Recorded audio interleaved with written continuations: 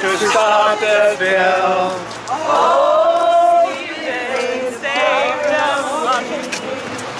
I've been involved in environmental management for over 30 years, and Ryan has a professional responsibility as someone who has enforced environmental legislation. You don't form sound environmental legislation in a room full of conservative policy wonks in Ontario. You do it by sound consultation, talking, listening, and study. It took decades to come up with the Species at Risk Act, and you don't change it in 2 days or 3 days. You end up, in that case, with sloppy legislation. Industry, business don't know what they're standing for. The rules are unclear. You have to develop case law based on sloppy legislation. That's not the way you do it. We know that. We're experts in developing good environmental legislation across Canada. We know how to consult. We know how to do it. And the call to Ryan is that he's been involved in that professionally. He's had environmental training. He knows about the importance of sound and well-developed legislation.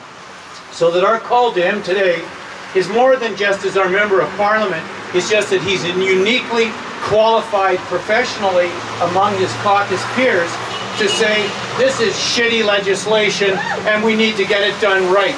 So.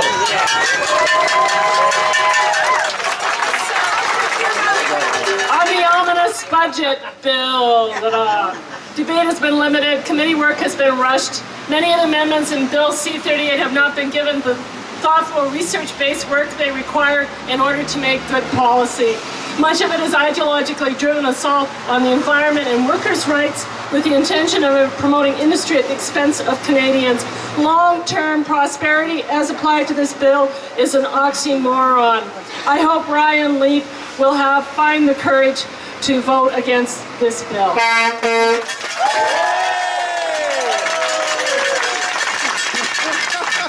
But this budget bill is totally unprecedented as a matter of the abuse of parliamentary democracy. And I say that as a career public servant and somebody who personally has worked on budget bills in the past. There are many issues wrapped up in this that each have their own constituencies, but I think the overriding concern has to be the manner in which this government is riding roughshod over the parliamentary and constitutional traditions of this country. That's the factual reality. And I hope that our Member of Parliament can do the right thing and stand up to the bullying that's inherent in that process.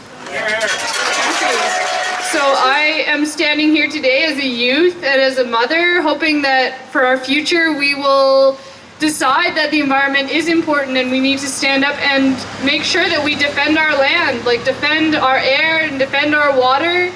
The research stations across the country are being slashed. The ice core records, the government has said they hope a university might have a freezer big enough.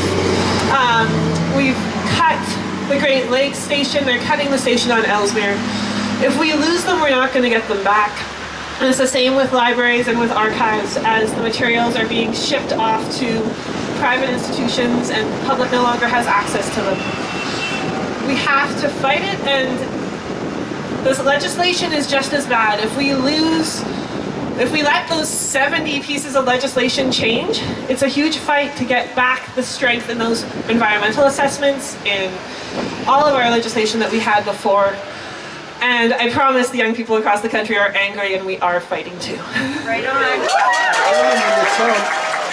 Where I'm from, Alberta, Athabasca Leak, that a lot of things that are resources, wildlife, stuff like this. The oil, the gas, it's ruining our lives, it's ruining our nature. So today we're standing in the cloud in the rain. We cry like nature, all cry. Nature is crying to ourselves to keep our nature strong, keep it green, make yourself a better future for our better kids. I got nothing else to say, but tomorrow's another day. Thank you. I just wanted to say, like many of you, I'm sure, that the reason I'm living in the Yukon is because I feel like we have a chance not only to have clean air and water and animals on our doorstep and beauty all around us. We have that opportunity to actually keep it that way, or we thought we did. But I guess we just have to keep diligent and keep the humor and the love, and keep reminding ourselves of why we're doing it. Is because we love where we are and we love what this country is about and what we can create. We've seen what happens when Yukoners ask Ryan to represent them in an issue that matters to Yukoners, but different than how he's being told to vote. We've seen that now. We've had some time pass. And now we've seen another MP get some cojones and stand up in his party and say, actually, no, there hasn't been one opportunity yet for an MP in this party to vote on behalf of their constituents. We haven't been given that freedom yet. One man stood up and said that. That opens the door. So now that man is looking for 12. He's looking for, what, like 12 disciples of democracy. And if our MP hasn't been able to stand up yet, ask him to stand up now. The door is open. Thanks.